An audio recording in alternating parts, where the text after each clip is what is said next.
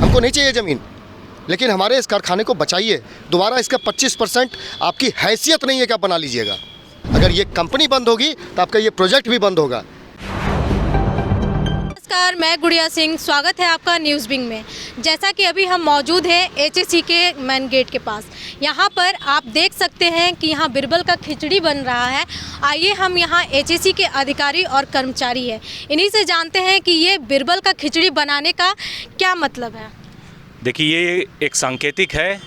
बिरबल का खिचड़ी एक ऐसी खिचड़ी है जो वर्षों से हम लोगों को केवल एक तरह से सांत्वना दिया जा रहा है। हम कोशिश कर रहे हैं कि हमारी कंपनी सही पटरी पे आए, लोगों को सैलरी दिया जाए जो पिछले 1 साल से बाकी है, कंपनी सही ढंग से चले, रॉ मटेरियल की पूर्ति की जाए। लेकिन हम लोगों को पिछले विगत 3 वर्षों से केवल आश्वासन पे आश्वासन ही मिल रहा है। किसी तरह का कोई भी ठोस कार्यक्रम, कोई भी ठोस रोड मैप आज तक बनकर सामने नहीं आया है।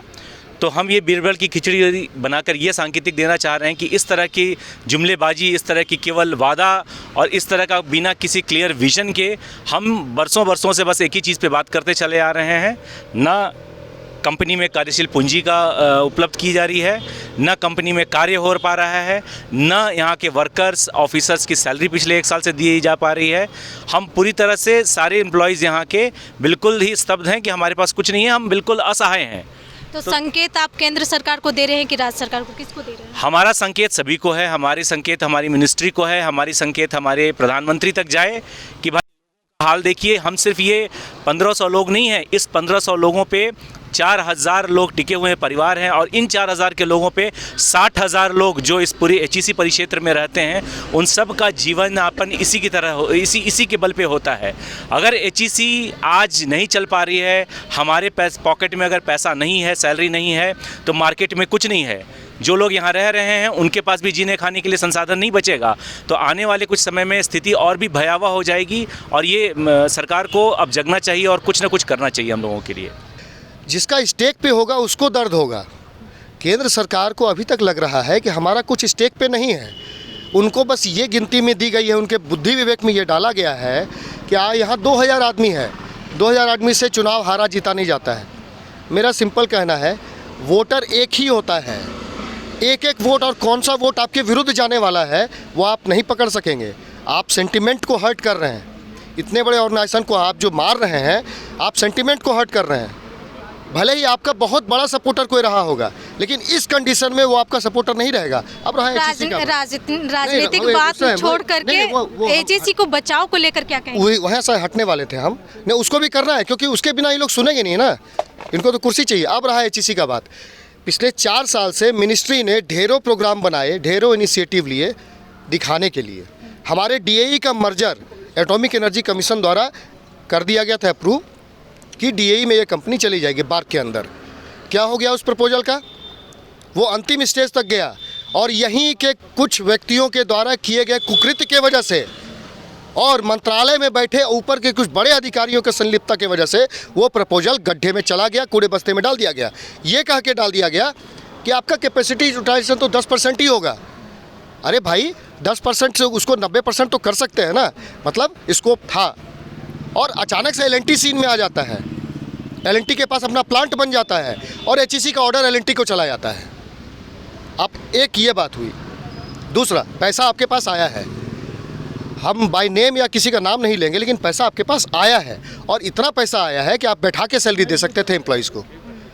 साथ में प्रोडक्शन भी कर रहे हैं, पैसा भी आ रहा है, ज़मीन का पैसा भी आया, सारा पैसा ख़त्म।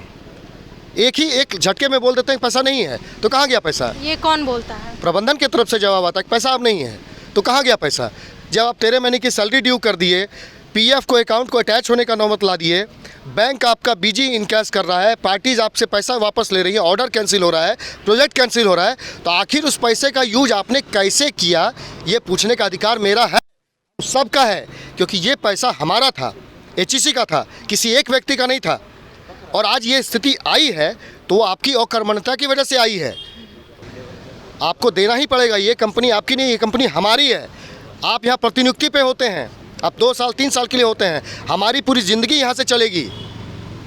35 साल की नौकरी है, आप उसको ऐसे बर्बाद नहीं कर सकते हैं। इसलिए केंद्र और राज्य सरकार दोनों से ये विनती है कि आप लोग अपनी आंखें खोलिए और इतने बड़े ऑर्गेनाइजेशन को आप मरने मत दीजिए। एटलीस्ट आपको उसका ज़मीन चाहिए ना, ले लीजिए सारा ज़मीन इसका, हमको नहीं चाहिए ज़मीन, लेकिन हमारे इस कारखाने को बचाइए। दोबारा इसका 25% आपकी हैसियत नहीं है कि आप बना लीजिएगा, आपकी हैसियत नहीं है। मैं इस मीडिया के माध्यम से बोल रहा हूँ कि वो हैसियत नहीं है आपका, इसका 25% बना लीजिएगा। ये हमारी कंपनी है और आपके माध्यम से हम यही कहेंगे, हम सबका कहना है कि इस कंपनी को किसी कीमत पे बंद नहीं होने देंगे। अगर ये कंपनी बंद होगी तो आपका ये प्रोजेक्ट भी बंद होगा, क्योंकि यहाँ के सभी लोग, आज सेक्टर 2 में आप विजिट कीजिए, कोई भी प्रोजेक्ट भवन का अधिकारी या कोई कर्मचारी सेक्टर 2 में खरीदारी नहीं करता है, वहाँ के ज्वेलरी शॉप से सोना नहीं खरीदता है, वो HEC एम्प्लॉइज़ के ही सैलरी पे डिपेंडेंट है। आज आप उनसे हाल जाके आप कभी उधर भी मीडिया कवरेज कर लीजिए, दुकान घूमिए और पूछिए कि उनकी माली स्थिति क्या है, वो बताएंगे आपको एक्चुअल स्थिति। 70% कारोबार HEC एम्प्लॉइज़ के पैसे से ही होता है। इसीलिए हमारा आग्रह है कि हमारा ये प्रदर्शन है, विरोध नहीं है, विद्रोह नहीं है, हमारे पेट का डिमांड है। और जो भी गलतियां हुई हैं उनके लिए जो जिम्मेदार है उनको तत्काल प्रभाव से सजा दी जाए, जो इतने बड़े ऑर्गेनाइजेशन को मारने के लिए जिम्मेदार है। जैसा कि आपने देखा, एक अधिकारी का ये दर्द छलक रहा है और उन्होंने बताया कि ना सिर्फ ये सरकार का ही दोष है, बल्कि यहाँ के जो प्रबंधक हैं उनको भी इसको लेकर के आगे आना चाहिए और HEC के बचाव में कड़े से कड़े कदम उठाना चाहिए। सहयोगी प्रियांशु शेखर ओझा के साथ गुड़िया Singh, news wing, Ranchi. टफकॉन XT600 HCR TMT Riba, अब इंडिया बनेगा एक्स्ट्रा टफ।